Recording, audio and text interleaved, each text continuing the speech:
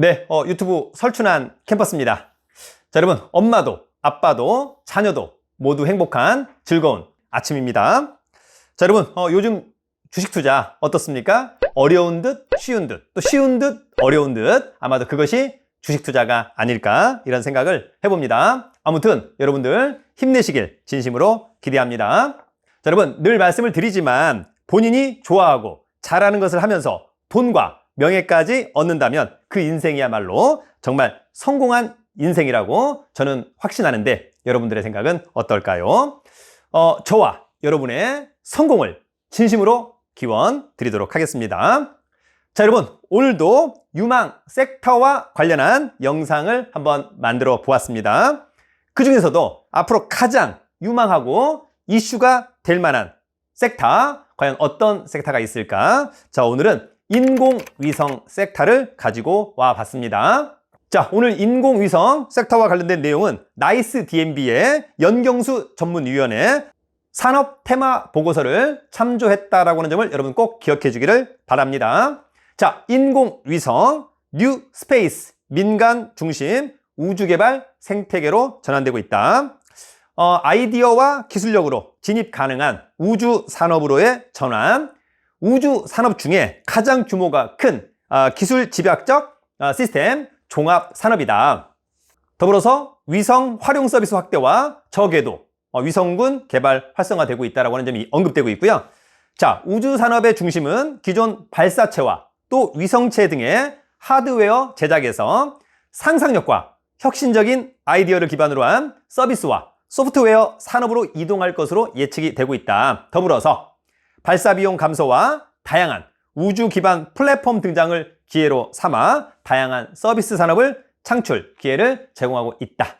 여러분 늘 말씀을 드리지만 여러분 이런 섹터들은 사실 제가 전문가가 아니기 때문에 약간 좀 지루하고 어려운 부분이 있을 수 있겠다. 그러나 여러분 저의 말 스피드 상당히 빠르기 때문에 그냥 여러분 유야무야 넘어갈 수 있겠다. 늘 말씀을 드리지만 여러분 섹터라고 하는 건 그런 거잖아요. 기본적으로 야, 이 섹터가 미래 가치가 있냐 없냐 이것은 뭐 저나 여러분들이나 충분히 판단할 수 있다. 인공위성 미래 가치가 있어 보인다. 현재 시장의 규모, 앞으로 시장의 볼륨업 이런 것들만 잘 참고하면 좋을 것 같은데 또 민간이 주도하는 그리고 어찌 보면 약간 좀 상업적인 그런 인공위성이 앞으로 많이 성장할 것으로 저는 전망이 되는 거죠. 그냥 개략적으로 이 정도의 느낌만 있으면 된다. 너무 폭넓게 깊이 알 필요는 없다. 그것은 그냥 기술자 또는 전문가가 알면 되는 영역이다. 주식 투자자들은 제가 생각하는 것 정도만 이해를 하면 좋겠다라고 저는 생각합니다. 자, 위성 산업은 우주 산업에서 가장 큰 규모를 차지하고 있다. 기술 집약적 시스템 종합 산업이다. 연구개발 집약형 산업이다. 투자 위험도가 높은 산업이다. 또 정부 의존도가 높은 산업이다. 쌍방 독과점으로 진입 장벽이 높은 산업이다. 여러분 우리가 예전에 화장품 언급을 한번 한 적 있죠. 진입 장벽이 엄청 낮죠. 그냥 저나 여러분이나 화장품 한번 만들어 볼까? 쉽게 만들어 볼 수 있습니다. 그럼 어떻습니까? 인공위성 너나 나나 쉽게 만들지 못하는 거죠. 그만큼 진입 장벽은 상당히 높다. 자, 뉴 스페이스는 정부 주도의 우주산업 구조인 올드 스페이스와 달리 소규모 저자본 민간 우주 개발 기업들이 등장하면서 나타난 전 세계 우주산업 생태계의 변화를 포괄하는 용어로 사용되고 있다. 여러분 그런 부분들이 있는 것 같습니다. 올드 스페이스, 뉴 스페이스. 일단 올드 스페이스는 목표가 국가적인 목표, 군사, 안보 등. 반면에 이제 뉴 스페이스는 상업적인 목표, 시장을 개척하는 그런 부분들. 자, 올드 스페이스는 개발 기간이 상당히 장기적이다. 반면에 뉴 스페이스는 단기적이다. 더불어서 여러분 어떻습니까? 올드 스페이스는 개발 주체가 국가 이를테면 연구기관이나 대기업. 반면에 뉴 스페이스는 중소기업 또는 스타트업 또는 벤처 이런 것들이다라고 하는 점이 있고요. 개발 비용도 올드 스페이스는 상당히 고비용. 반면에 뉴 스페이스는 저비용. 그 다음에 이제 관리 방식도 올드 스페이스는 정부 주도. 반면에 뉴 스페이스는 자율경쟁. 마지막으로 이제 올드 스페이스와 관련된 대표적인 기업은 나사 또는 보잉 이런 것들이 있는데 반해서 뉴 스페이스와 관련돼서는 스페이스 X 뭐 이런 것들이 있다라고 하는 점 참고하시면 좋을 것 같습니다. 자, 더불어서 위성 산업은 위성체와 발사체 그리고 지상 장비, 위성 활용 서비스를 포함한다라고 하는 점도 여러분 꼭 알아두기를 바랍니다. 여러분 늘 말씀을 드리지만 가장 중요한 것은 현재 시장의 규모. 자, 2018년 현재 전 세계 우주산업 규모는 약 3,600억 달러, 무려 360조. 이 중에 이제 위성 산업 규모가 2,774억 달러, 즉 277조, 상당한 볼륨이다라고 하는 점. 자, 이 중에서도 이제 위성 활용 서비스가 약 126조, 또 지상 장비가 약 120조, 발사체가 한 6조 정도 된다라고 하는 점. 다만 이제 약간 아쉬운 건 뭐냐면 성장률이 상당히 높을 것처럼 보입니다만 매년 약 한 2에서 한 10% 내외다라고 하는 점. 그만큼 성장률이 폭발적이지는 않더라. 그만큼 진입 장벽도 또 상당히 높은 것이 아닌가 이런 생각이 듭니다.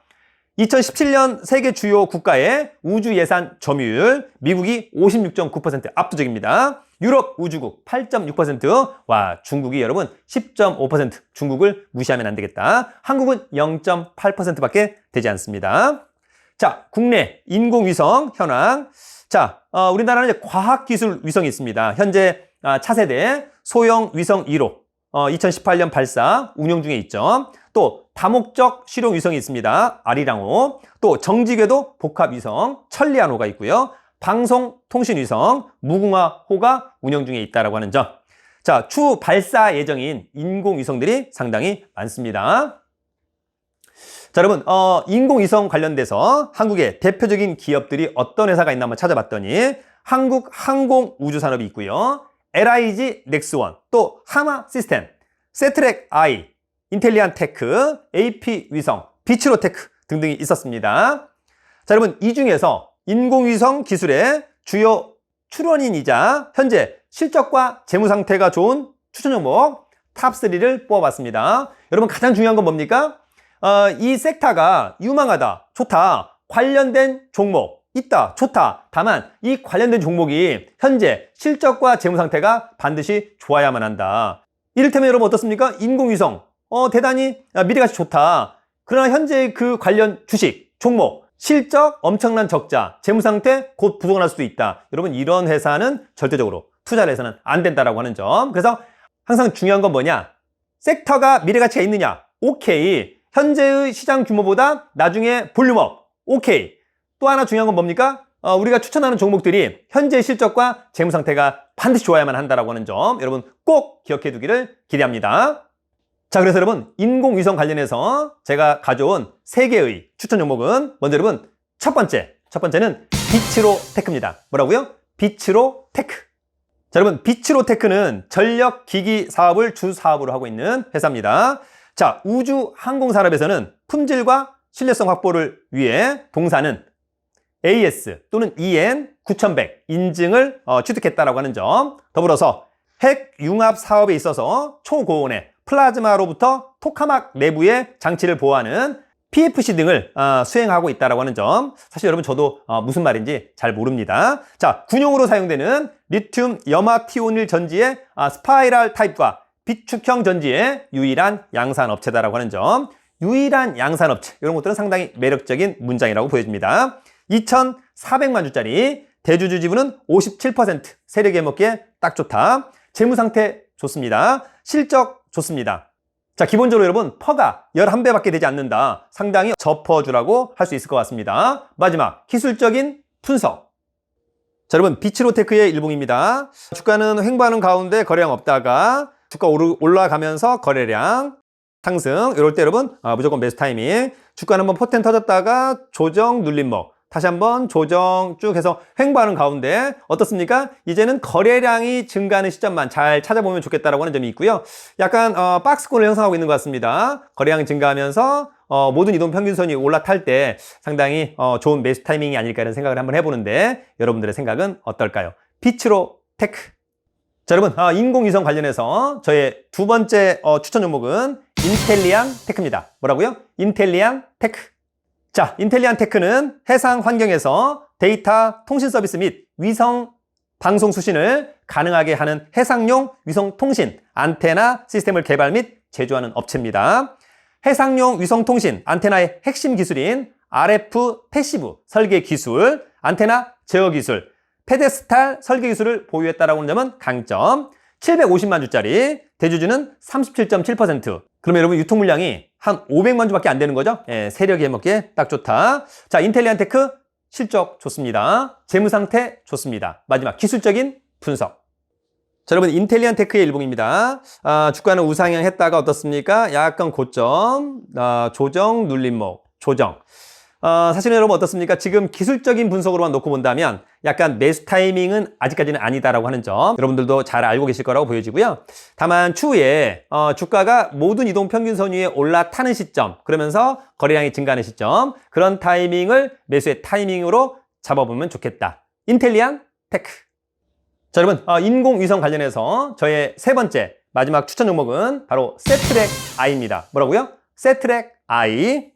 자, 세트렉 I는 우리나라 최초의 위성인 우리별 1호를 개발한 인력을 중심으로 설립된 회사입니다.